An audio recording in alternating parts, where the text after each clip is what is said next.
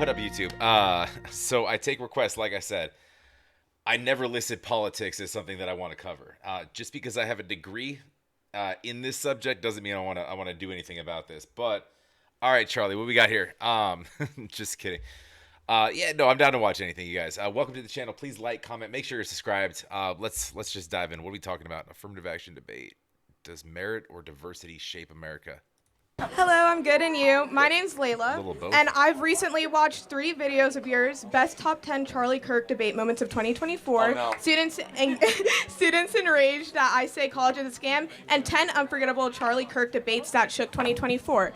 And I picked 3 different topics that I think are important to me, which comes down to immigration, affirmative action, and DEI, and college is a scam. But the one I want to talk to you about the most is affirmative action and DEI.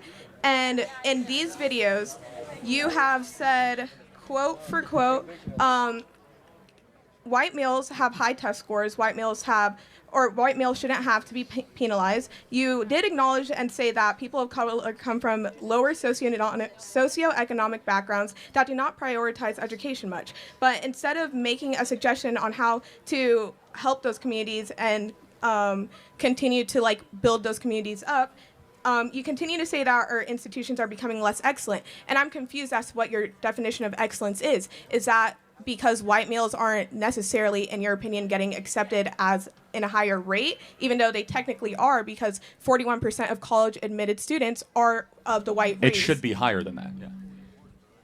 Based on what? Where are you getting the statistics? I just want to understand. It's a good question. The Supreme Court did a whole case on this, and it ruled against affirmative action, and we saw the books of Harvard. So I don't want to cut you off. May I know for future reference, so I can understand where you're coming from and get more context, could I know the Supreme Court case? Yeah, so the name, 2.5 years ago, I think it was something out of California. Someone look it up. You could use Grok or ChatGPT. If somebody could please look that up for me. Thank you. So we saw the data out of Harvard. Harvard was the test case, and effectively approximating, but a white male had to get about a 30% higher test score to even be considered than an equivalent black student. And when was this? Over 30 years. Yeah, I think so. Yeah, I think so. So basically, for a black student, they could do 30% worse on their standardized scores than an equivalent white student. And you don't think that has any outside factors to do with it? Well, that's not the point. The point is whether or not. But how is that not the point? Because I don't believe we should accommodate based on outside factors. You do. Well, I do, because I believe in progression. And I feel like you have stated in multiple of your videos, which I do have a quote. No, fair enough. I'm just making sure we understand we disagree. For sure. I don't think we should change the rules of the game to accommodate. What were the rules of the game? Well, the rules of the game are that you should be treated fairly and equally, right? For sure. That's an American principle. And I agree with that completely. Got it. So, therefore, a white male should not be treated differently than a black male. But when you come from a different... Doesn't matter. Equal treatment or not. It's not whether or not you were said mean things when you grew up or whether your dad was a gangbanger. Doesn't matter. Well, I'm not saying that's not the outside factors I'm talking about. It doesn't matter what the outside factors are. But can I explain where I'm coming from? But understand, I'm going to finish and I'll let you talk. Okay, of Equal course. treatment is regardless of any sort of sob story you could put on before it. Equal treatment. Test score, test score. And I completely agree with that. But I also come from a predominantly white town, so I understand what you're... It's all right. It's tough in I hear both the arguments, and regardless of whatever Charlie does or whatever my views are either way, it's interesting to see just interactions. They both think they have something to say, and they're both interrupting, albeit being very courteous to each other. This is interesting. But when you say, I completely agree, but, then you don't completely agree. And what Charlie's going to do, and this is, if you watch any of his arguments at all, is he's going to bring straight facts. And it's going to come from studies. And he's going to lean just on that. And that's all he needs to rely on, regardless. And this is actually not a super hard argument for him when we're talking about, being hired based on merit. Yeah, I agree with that. It should be test score versus test score. If I am running anything, who do I want to work for me? I want the most qualified. I'm not looking at color. I'm not looking at shoe size. I'm not looking at how many pets you have. I want to know who's the most qualified, period. That's kind of where he's coming from. And I get it. And I get where she's coming from a position of a minority who, has been put into place statistically and historically that, predominantly has been run by, white males, ensuring the fact that white males, sort of stay in power in certain areas. So I get that. And she brought up the word progression, which is important, because you kind of need that. However, it's all right. It's double-edged, right? It's catch-22. You can't, if you're going to have progression, then you need to withdraw in certain areas.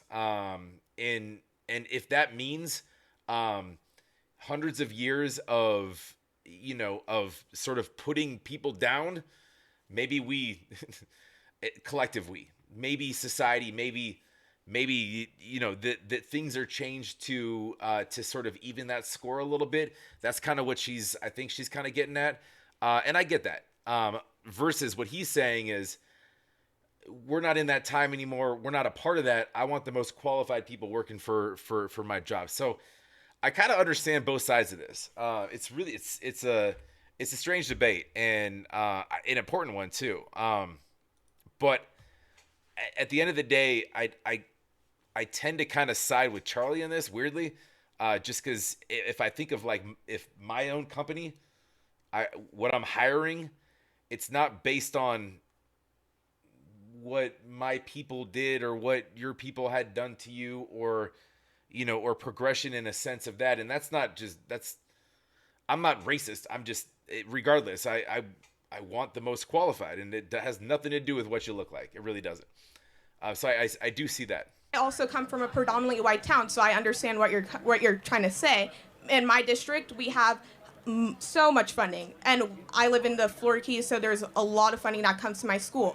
And you can drive 30 miles north, and you end up in Homestead, where they have a fraction of the funding that we have, and they don't have as much of the same testing instructors and people to help them, and have as much of the same outside resources. And then you can keep going another 30 miles, and you end up in Miami, where all the private schools are, and they get even more funding than where I come from. And not that obviously I ended up where I am today because I continue to push through, and I didn't let any outside factors affect me. But at the end of the day, I kept going, and some people don't have that same ability. And I also it doesn't. Again, first of all, in Florida, every public school gets the same amount of money.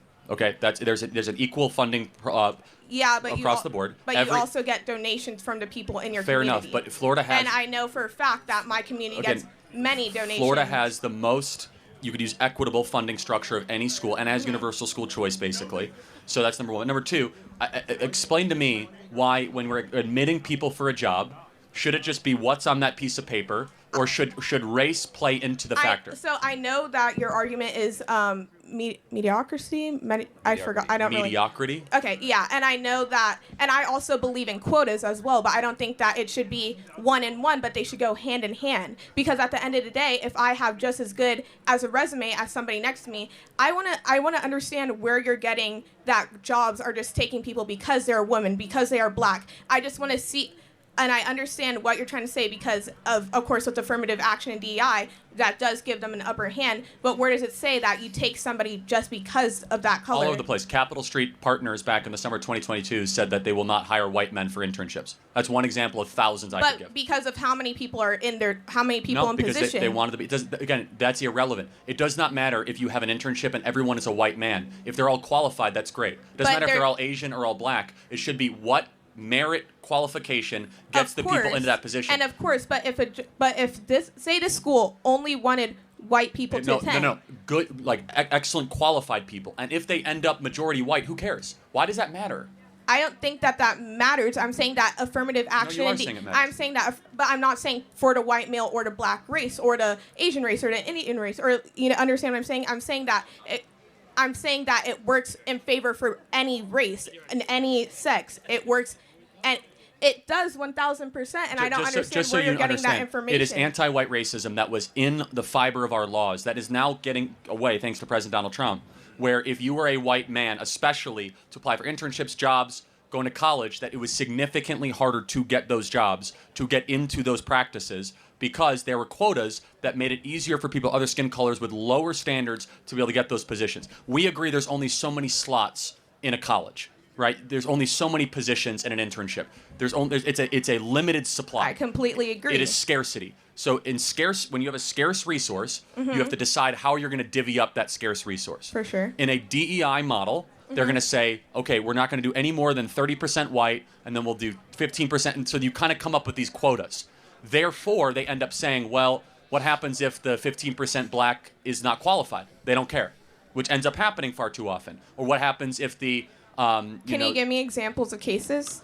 Yeah, air traffic control is actually a really good example. We now have all the documents that show that we went on a hiring spree to have more black air traffic controllers. There's a huge lawsuit about this, 15, 16, 17, where the standards for air traffic control have dropped so dramatically, and you're kind of seeing some of the effects of that, potentially. And again, it's in almost every single corporate practice, every single college institution. But it just kind of comes down to more of a moral argument that I have, which is that if you have something based on merit, I don't care if it's all black, all Asian, all white.